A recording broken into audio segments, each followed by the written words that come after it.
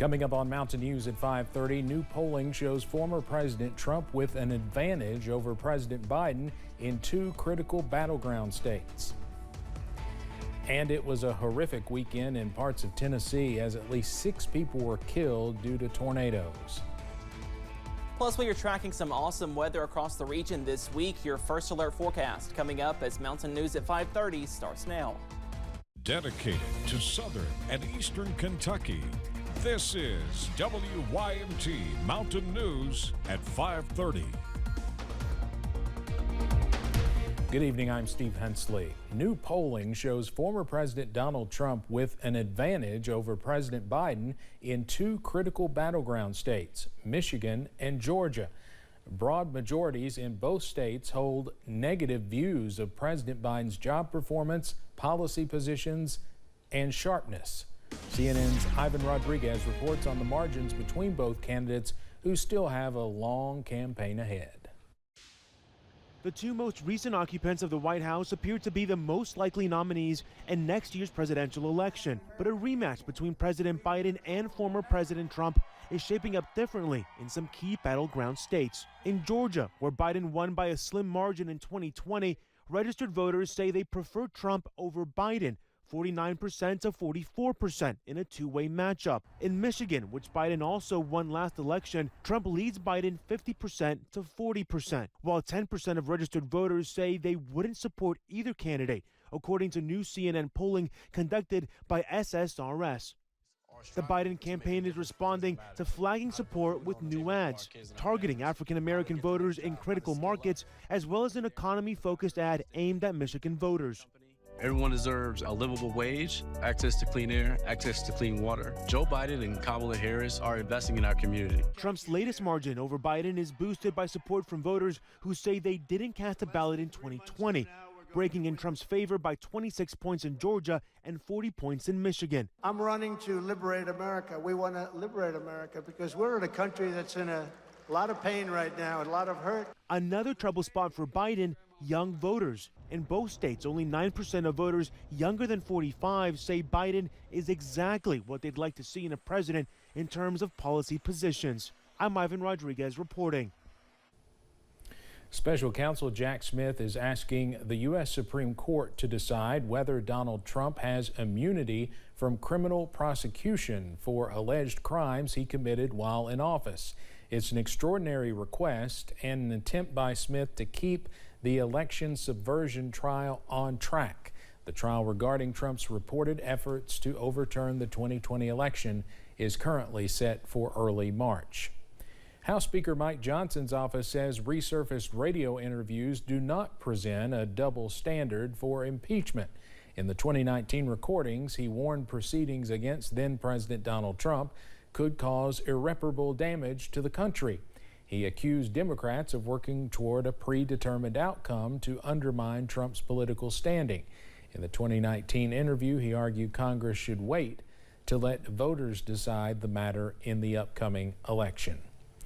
President Biden is welcoming the Ukrainian president to the White House tomorrow. The visit comes as Congress is in a stalemate regarding a funding package that does, in part, have money earmarked for Ukraine. Negotiations about linking immigration and border policy changes to the emergency aid package are in limbo. Last week, President Biden said he's willing to make a compromise with the GOP on border security, but so far there's been no sign of a deal. Police in California have arrested a man in connection with a reported anti-Semitic attack. The reported assault happened Saturday while a couple was heading to the Orthodox synagogue, Young Israel of North Beverly Hills. Police say Jairus J. Salagi attacked a man in his 70s with a belt and yelled anti-Semitic statements at him. He then got away, but police later took him into custody. Salagi faces several charges and is being held on a $100,000 bond. The man charged in the 2022 July 4th parade mass shooting in suburban Chicago is expected to represent himself at trial. 7 people were killed and dozens more wounded when authorities say Robert E. Cremo III opened fire from a rooftop at the parade in Highland Park, Illinois. Cremo has pleaded not guilty to 117 criminal charges. His trial is set to start this coming February. A man who has served in nearly 20 years in prison for a murder he did not commit has finally been set free. Lawyers for the Great North Innocence Project were able to convince a judge to overturn the conviction of Marvin Hayes. They argued Hayes was wrongfully convicted after as a teen after a problematic police lineup and questionable witness testimony. The witness was a woman who was working at a Minneapolis flower shop in 2004 when a man came in, drew a gun, and demanded money. Elon Musk is asking the U.S. Supreme Court to weigh in on whether the Securities and Exchange Commission violated his free speech rights. In the filing, attorneys for Musk claim the SEC deprived him of his First Amendment rights in a 2018 settlement. That started after Musk falsely claimed on Twitter that he would be taking Tesla private and that he had funding secured for the maneuver. Going forward, the settlement required some of the Tesla CEO's social media posts be vetted in advance.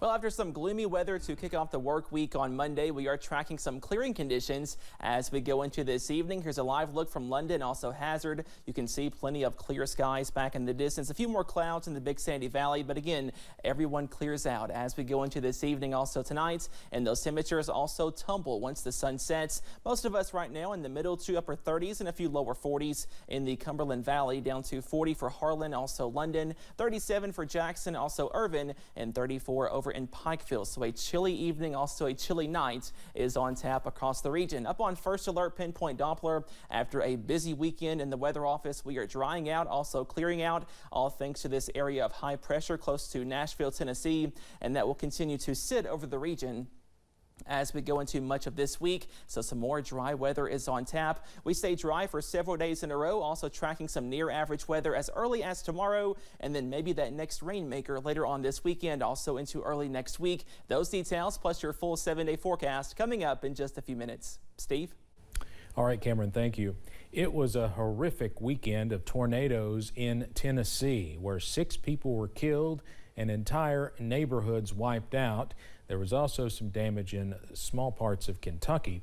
The same massive system also flooded parts of New York, New Jersey, and southern New England.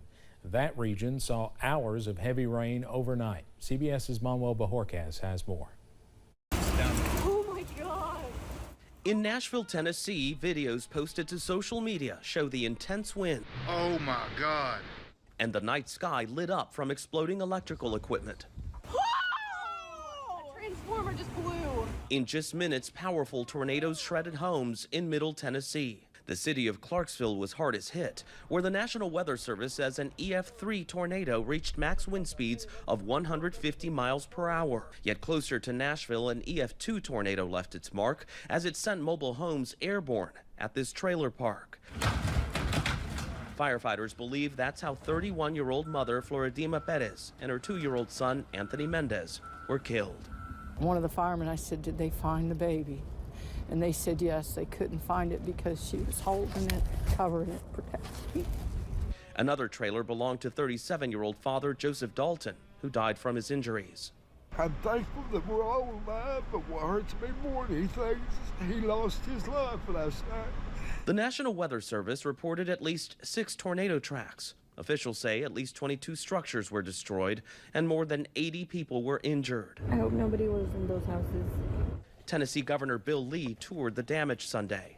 There are victims whose lives are devastated and will never be the same. Tanya Osborne says she's lucky she wasn't home when her house was hit. I would have been in the closet that's now been sucked out. Now, she's left with very little. My whole life has been reduced to several garbage bags and what I can get in them and what I could salvage.